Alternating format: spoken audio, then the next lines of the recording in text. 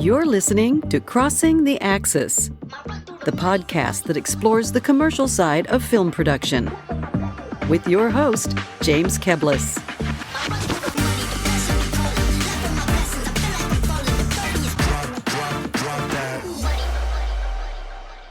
Welcome, listeners, and thank you for tuning in to the show. Today's conversation is about change, because change is hard, and we all need to get better at it. As a business development consultant, sometimes when I get brought in to help an agency, it's because they didn't change soon enough. They found themselves in a tough spot, forced into a come-to-Jesus moment where change wasn't optional, it was survival. And while that kind of pressure can be a powerful motivator, it's not really the ideal time to make moves. The best time to change is when things are going well, when you still have options, when you can be adventurous in your decisions, when you're operating from a place of abundance rather than scarcity. When you choose to evolve before you're forced to, you get to shape the future on more of your own terms. That's exactly what today's guest, Craig Brooks, strives for at his company, Kontent Partners. He's built a production company that's thrived for nearly 20 years, not by standing still, but by developing a safe culture to actually take some risk. And last year, he might have taken his biggest risk when he brought me in to help take advantage of some of his own growth instincts.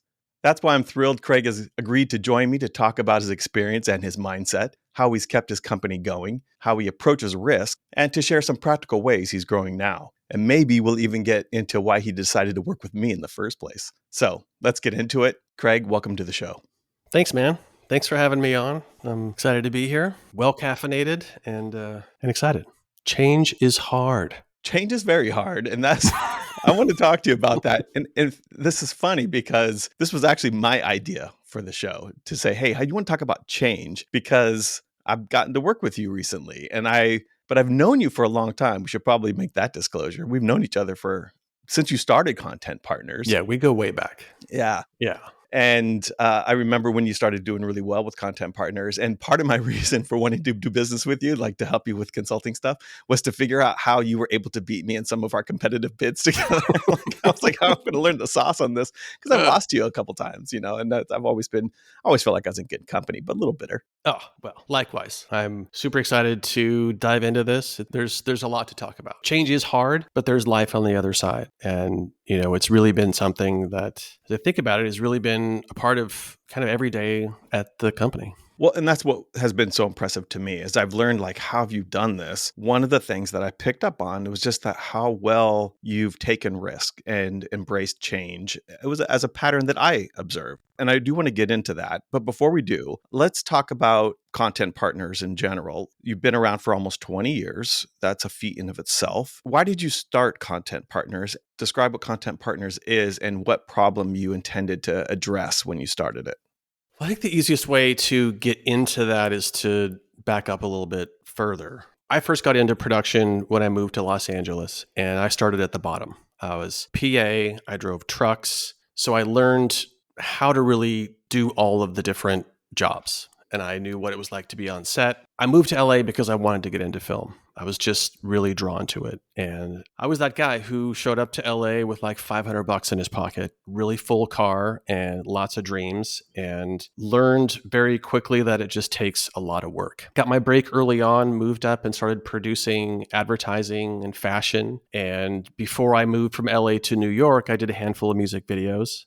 And I think it was in New York that I really fell in love with production and just the idea of the world of the people that you get to work with, what you get to build, the places that you get to go, the things that you get to see. And being from the Northwest, wanting to get back here and spend more time with my daughter who was living with her mom, I moved back to Seattle. I wanted to start my own thing. I realized that I wasn't a very good employee. I liked doing my own thing. I had my own opinions. I had seen enough productions and worked with enough people and outfits to kind of get an idea of what I liked and what I didn't like, things that I wanted to incorporate into a business. And I was just willing to kind of take that risk.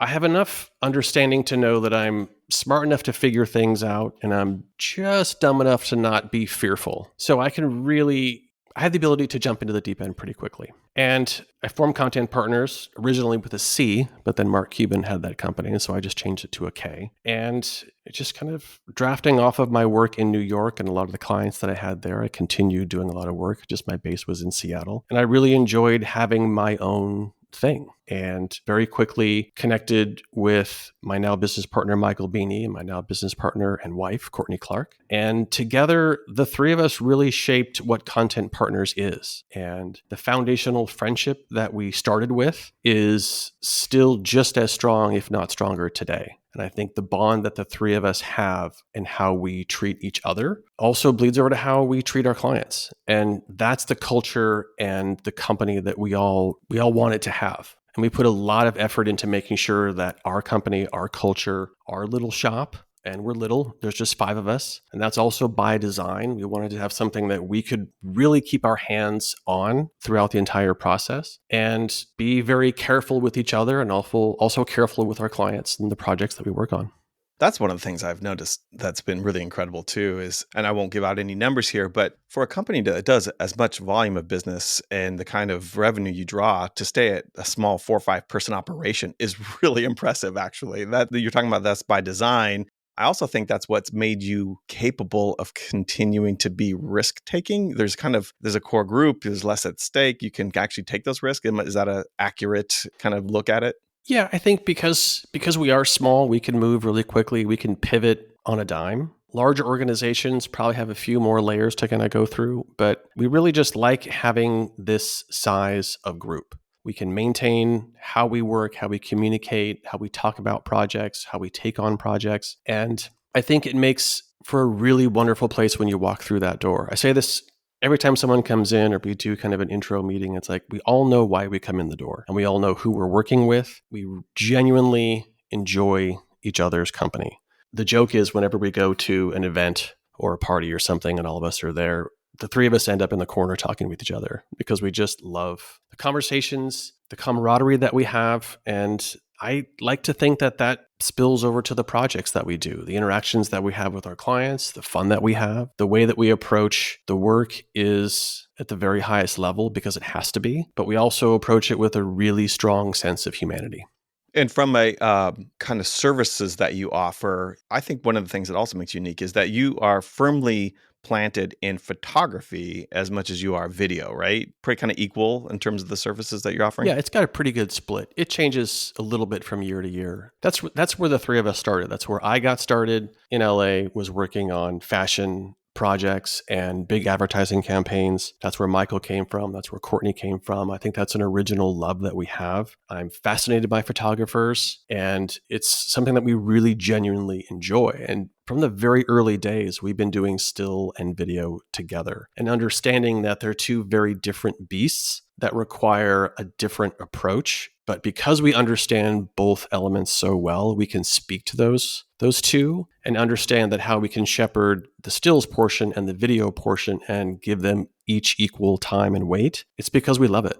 I think you've created a really cool thing. And I want to talk about this journey over almost 20 years now. My observation in knowing your story and knowing you and seeing it and now being kind of helping you kind of shape it a little bit is that you just embrace change. I mean, you kind of have this, to use your words, not bright enough to be scared or whatever it might be.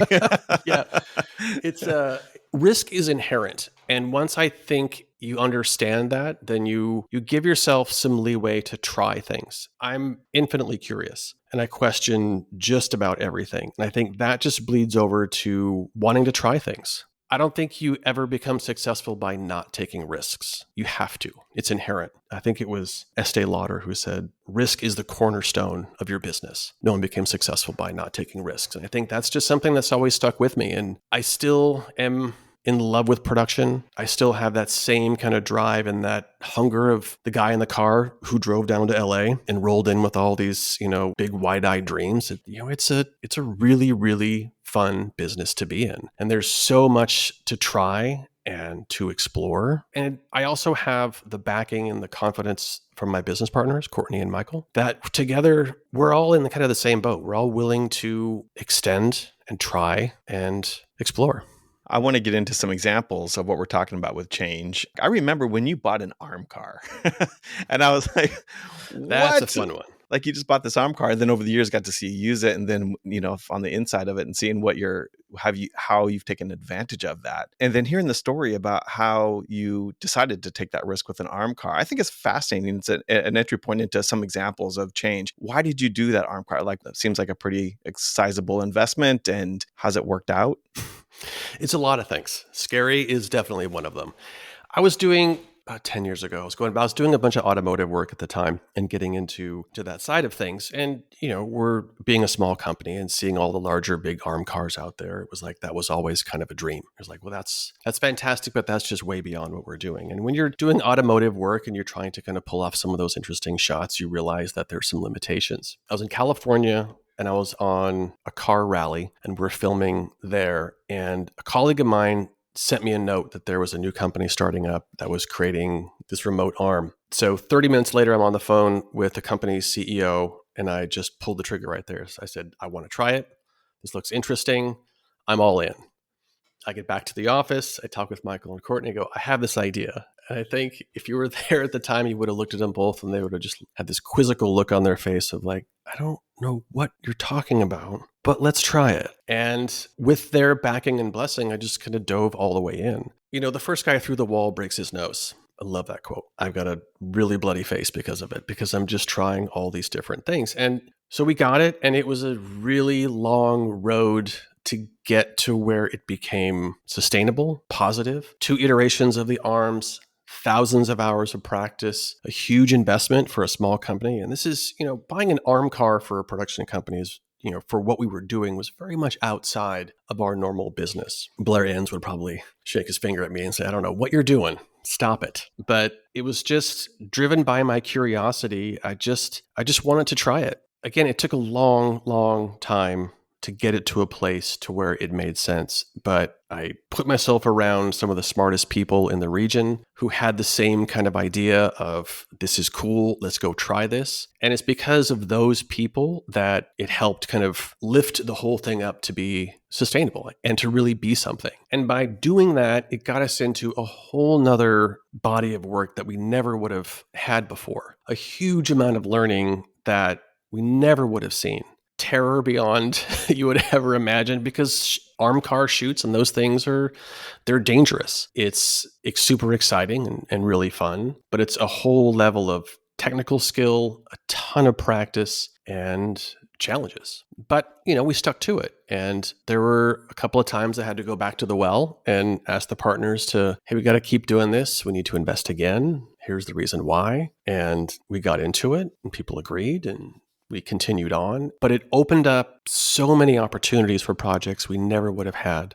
A number of different things because of that opened up for us. And when I look back on it, the original idea of why should we try this is what I'm really excited about. I'm a car guy. I love tools and gadgets and gear, and the Cayenne that we have now with the arm and the Raptor that we have with our new partners is amazing. What I'm most proud about is the original idea and the willingness to take that risk, the willingness just to try, to see what would happen. And there was no guarantee of success. It was a really big gamble. It was far outside our skill set, what we were doing. All the credit goes to Michael and Courtney for trusting. And there's nothing like painting yourself in a corner and where your only way out is, I have to go do this thing. And like that spirit is exactly what's in me every day. I want to try things. I want to go do new things. I want to continue learning. And that curiosity, like that is what I'm most excited about. When I see it and we go on jobs and I look at it and I see the crew, how excited they are and how exciting it is to do these things, it's a really incredible feeling. I'm going to spill the tea a little bit and say, I remember when I first was asking you about so tell me about the business with the arm car, and we're getting into it and realizing how much business was coming in that wasn't using the arm car at all, but just came to you because they saw you had an arm car.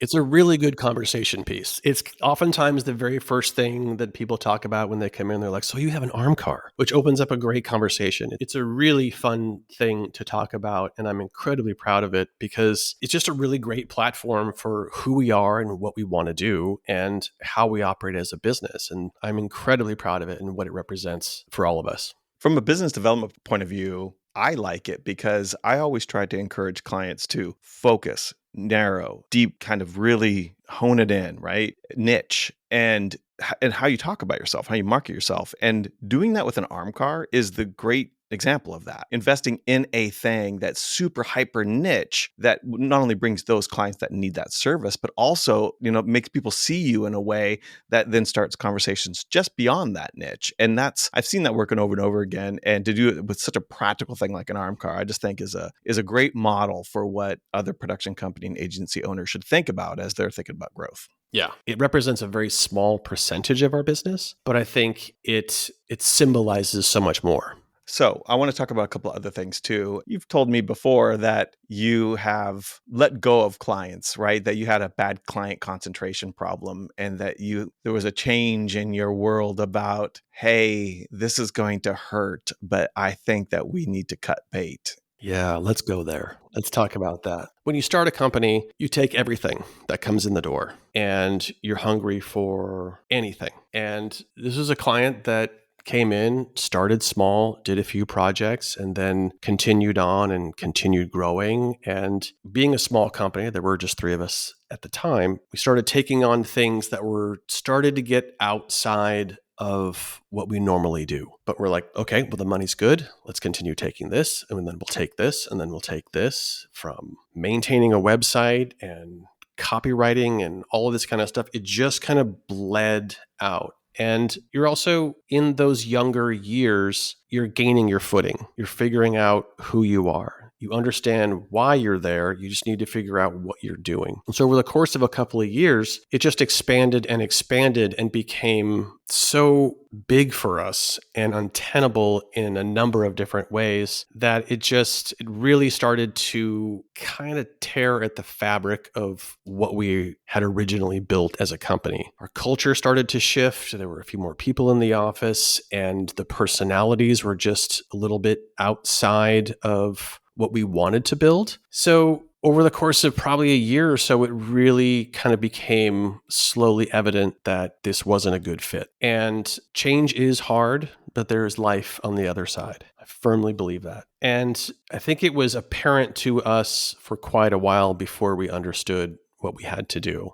And so it kind of came down to a conversation between us. And we're like, if we're going to continue, this is what we have to do. And I can't remember some of the specifics. It's buried in the black box in my mind because it was kind of a moment that I don't often want to revisit. But we kind of made that decision that, okay, we went back to them, I believe, and said, if we're going to do this, here's our number, because we're just going to have to fundamentally change what we're doing. And we agreed that it wasn't going to work. And so we all kind of stepped away. And one could look at that as being, oh, that's really scary. You're walking away. And at that point, it had grown close to 7 figures. So for a small company, that's a big thing to walk away from. But it was the best thing we ever could have done, because we've always said from the get-go that the culture of our company is the most important. The relationships that we have as partners and the people in that office are the most important part of our company. And if that starts to get fractured or break, then the company becomes something that I don't want. And so we let go.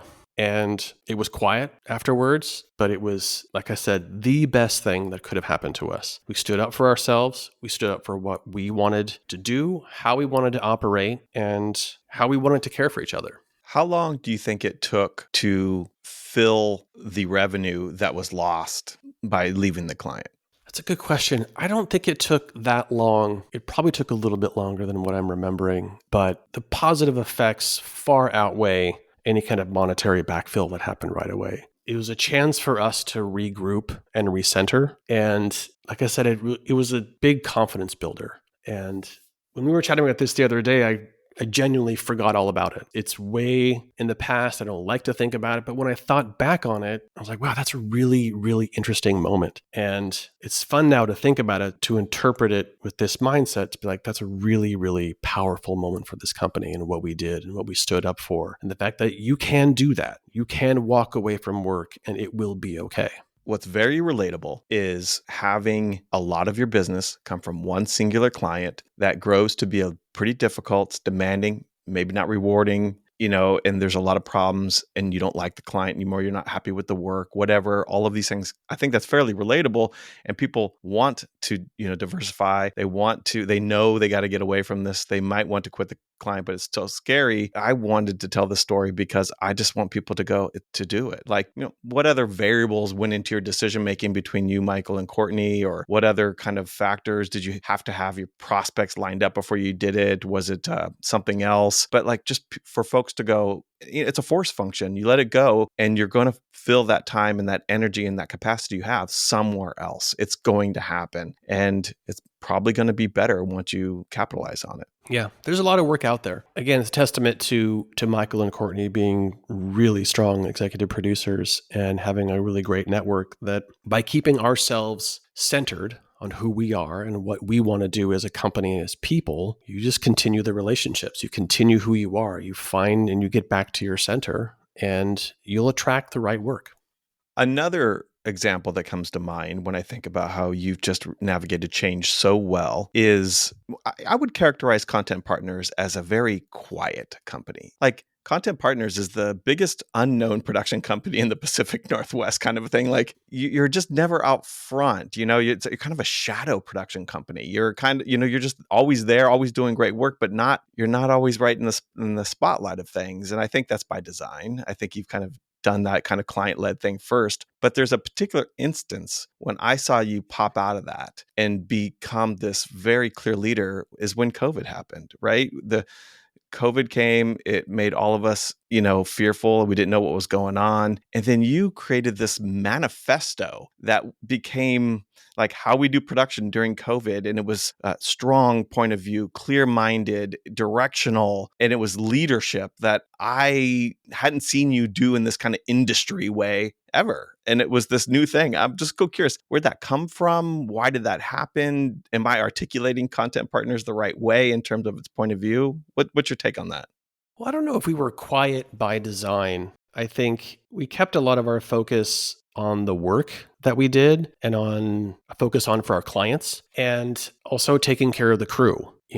I think we approach this with the really small ego, and it's more focused on how do we solve the problems of our clients? How do we continue to do really high quality work? How do we take care of our crew as best we can? And I think that was the mentality for the white paper that we did, Our Way Forward, during beginning parts of the pandemic. Was things shut down in mid-March, and we had projects that were in the pipeline, and we realized that we need to take care of our people. How are we going to do that? How do we continue working? How do we solve the clients' problems who are not going away? And I really have to give the credit to Courtney. She was the one that said, we have to do something. We need to put together a path. How do we do this? And so it was a few conversations that we had around, okay, well, what should we do? And then we kind of built the steps around this. We started doing a bunch of research. We started talking to lawyers. We did a bunch of writing and started to put the shape together of a 40-page document of, here's our idea. Here's kind of what we think. And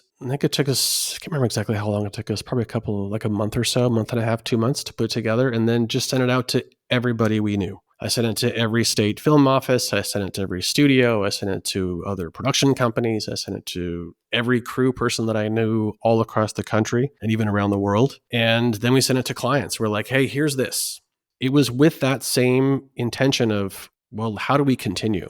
There are going to be a lot of people who are going to need to continue to work. No one can just stop working and take all this time off. And it turned into a lot of companies kind of turned it around and said, great, help us take care of this. How do we do this? And we were able to bring a lot of people back to work. It was difficult, as everyone knows, and challenging, but we got back to business. And I'm really, really proud of that document. I'm proud of all the work that went into it, not only from the content, the conversations, the legal conversations we had, the logistical conversations on how to do this, the design of it and everything. I'm super proud.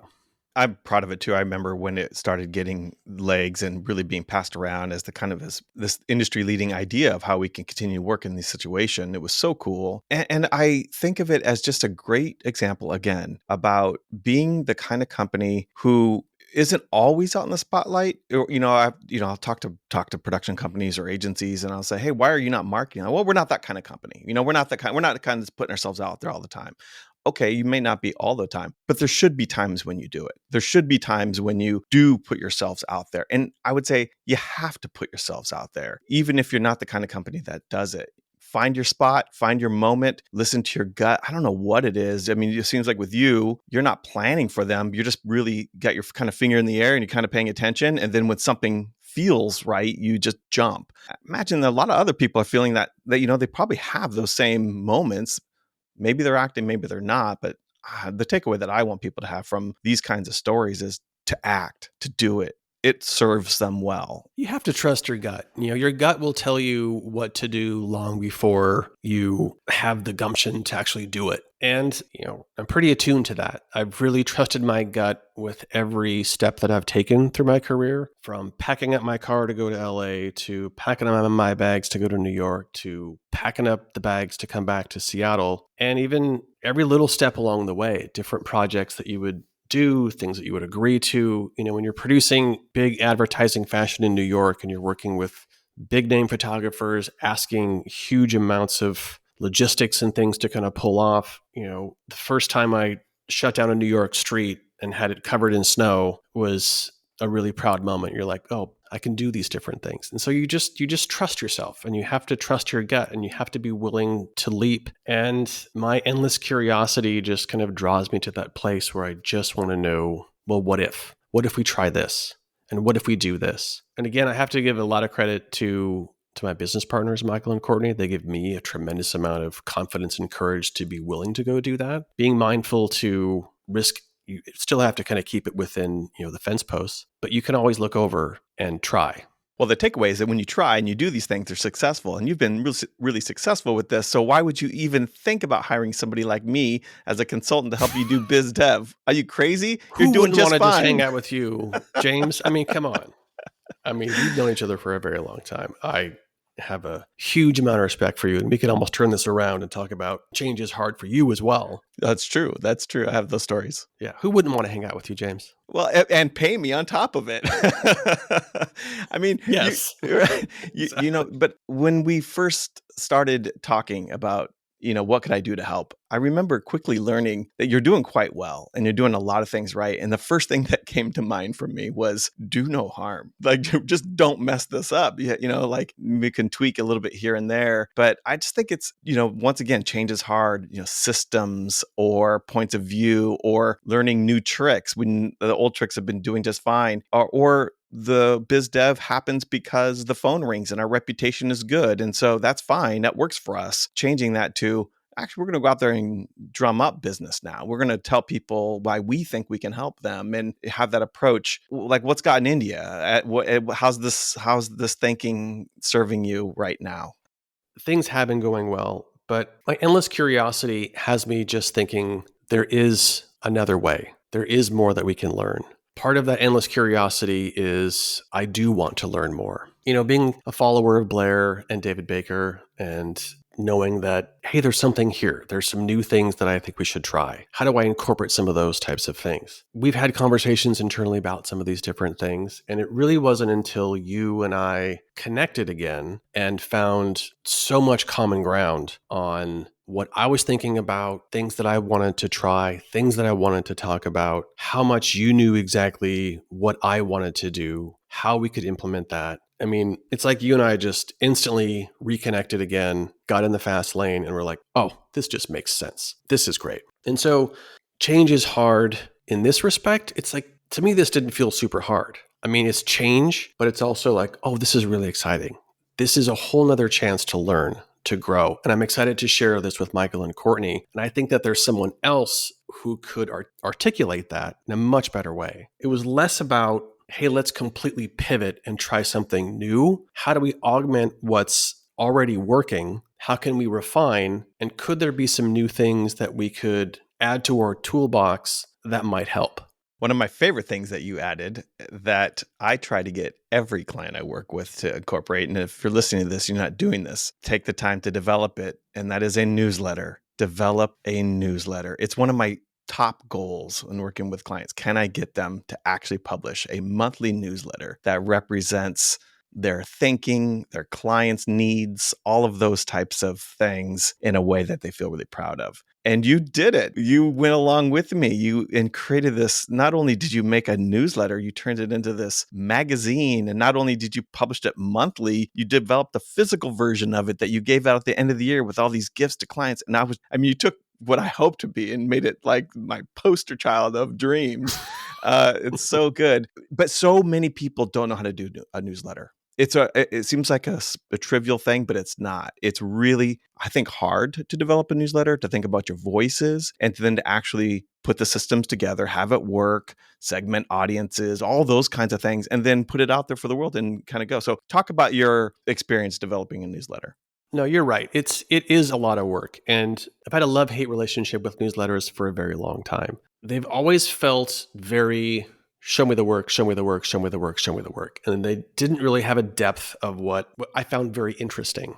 And it was hard for me to think about how we could do that for us. And, this is where like my business partners were kind of pushing to be like, let's send one out. Let's send one out. I couldn't quite figure out in my head, how do we do that? How do I make this something that's really interesting, useful, and really gives the voice of who we are? And so when you were with us and we were talking through kind of what this could be, and we kind of, the different ideas of it, and you kind of put that whole out there, and I looked across the table, and I was just like, God, okay. It just took me thinking about it differently. And when I changed it in my mind from being a newsletter to a magazine, I was kind of taken right back to my New York days of fashion, what I loved about those shoots, what I loved about advertising. Always wanted to make a magazine, always wanted to be a part of a magazine, making something printed like that. And it just clicked. And what I love about our company and our office is anybody who comes into our space, the first thing you see is our kitchen bar area. It's a third of our entire office. It's where everybody meets, everybody congregates. We've tried to make our office more like a living room than just an office. And so when people come in and we have these conversations, we talk about all sorts of things, not just the work. What do they like? What's their favorite coffee? Where have they traveled to? What do they love about fashion? What do they love about travel? So it's really this, how do we take the conversations that we have at that bar and kitchen that we have with outside people, but also internally, and put that into something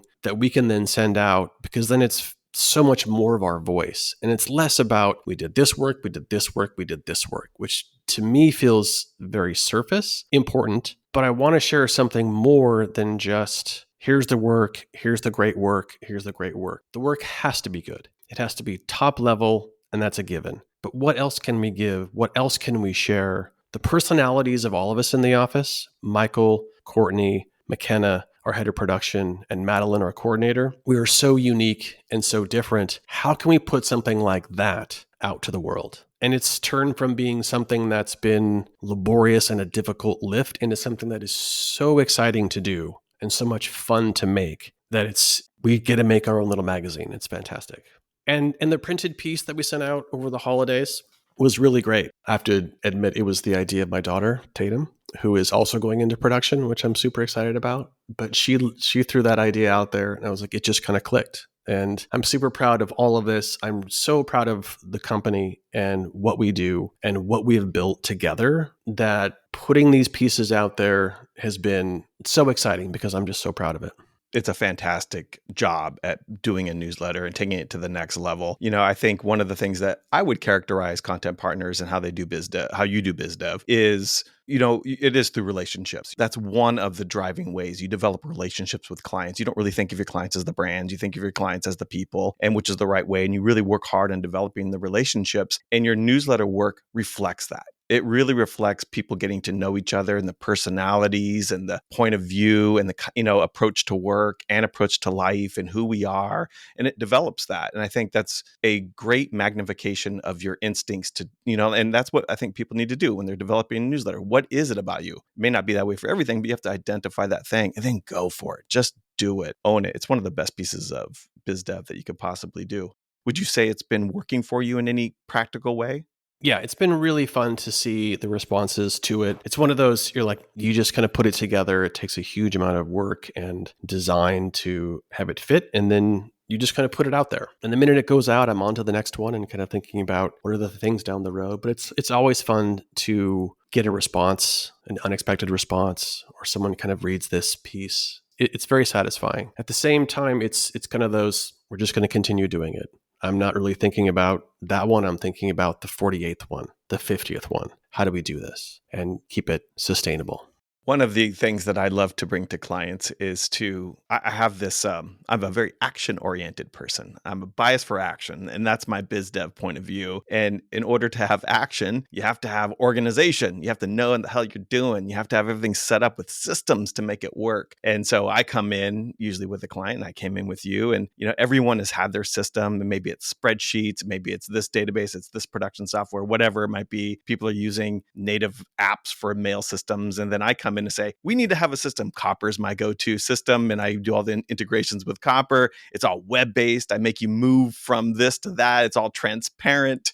There's processes and stages, and you have to do this. I actually find a lot of friction there, where people are like, I don't want to have to change my workflow. I don't want to have to change how I do. I don't want to change my program, my app, my tool.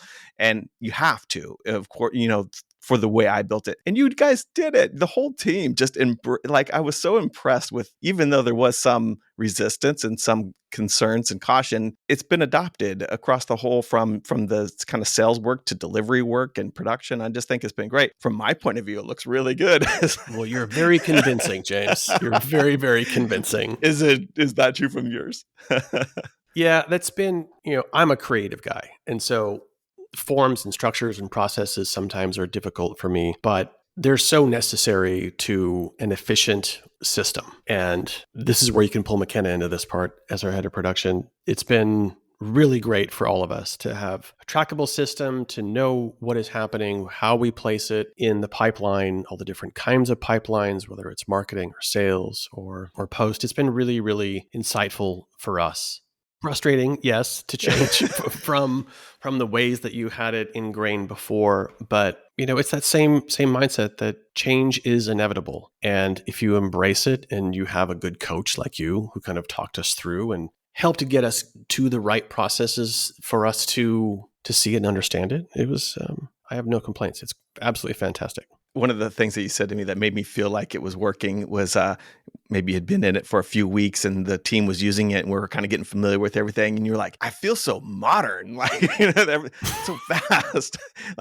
That's what I'm looking for, feeling modern, feeling fast, feeling creative, empowered, efficient, not burdened, not more work, but less work, clear work. Always knowing what you're doing, knowing what everyone else is doing. Legacy is all built in. You don't have to search for it. Things are easier, not harder. That's the goal. We've known each other for a very long time. And so we were able to pick right up, and we've got such a good relationship too. And we all understood and came to the table with the idea that, okay, we're going to learn some new things and we're going to try some new things. And I think it's a testament to how well you know the system and how well you understand what we do, that you're able to find a way to integrate those processes with us. You fit with us really, really well and understand how we operate. And we're able to tailor it to kind of what we needed as well. And it was a process. We spent the months together working through this and talking through it and stumbling at first and then figuring it out and continuing to refine. And it just takes time, but you have to be open and willing to learn, grow, challenge yourself. And just because we've been around close to 20 years doesn't mean that we can't learn new things and refine our processes. I think that's integral to being a successful company and being good to ourselves and being mindful of the new technologies that are out there, How can it benefit the company? How can we continue to do high quality work and continue to take care of our people and our office in a way, but at the same time, try some new things, improve, and track things a bit easier, learn a few things. Well, thank you for saying that. I've enjoyed this quite a bit working with you. You've just been such a willing participant. It's been awesome. The big ad for James. I love it. Enough about me. How about you? What do you think of me? Let's get back to you, James. I'll pay you after the show. I'm curious, in wrapping this thing up, what change do you think about in the future that you might have to make or excited about making, or opportunities that are brewing within you now, that are going to continue serving you for another 20 years? Well, I'm not going to give away any ideas that I have in my notebook, but I think it's just the continued willingness to think differently, be open to change, be open to taking risks, and be willing to have conversations with all kinds of different people around what's happening, what does the future hold, and being very attuned to who you're working with. I can't stress enough the fact of the partnership and camaraderie and relationship that I have with Michael and Courtney and McKenna and Madeline and our team is so important, and I'm so proud of it. That relationship is just as important as any client relationship that we have. And I think that's a really unique place for us to be, that we care enough about what we're doing to approach the care that we're going to give our clients. And my whole curiosity that I have for everything is really how I approach every day of what are we doing? How can we improve? What is new? And that's what I'm most excited about. I'm most excited about what I don't know yet and what is going to be coming down the road. And I'm very proud of where we've come. I'm very proud of who we continue to be. And I'm very, very grateful and very, very thankful. I love that we're in the Northwest. It's a great place to be. I love the crews that we get to work with. I love that just because we're based in the Northwest, we work all over the globe. And I have just as much love for production today as those very early days when I was getting to work on Warner's lot and Paramount and just being that little kid of I can't believe I get to do this. And I absolutely feel that same way today. Well, I think as markets inevitably change and new things come online like AI, there's going to be survivors of all of this. And I'd bet on you surviving it just based on what I've seen the past 20 years. And I want to thank you, Craig Brooks, for sharing all of these insights and these stories that hopefully let people know that, yes, change is hard, but it's worth it. Take those risks, do it. Certainly, like any musician, you make it look like any great musician, you make it look much easier than it is, but it's worth it. It's worth that hard work. And so thanks for coming on the show and sharing all this. Thanks for having me. I always enjoy our conversations and our chats. I look forward to many more. Thank you. Thank you for listening to Crossing the Axis with James Keblas. If you're interested in joining the conversation or have a topic you'd like covered, please drop a note at keblas.com. That's Keblas.com.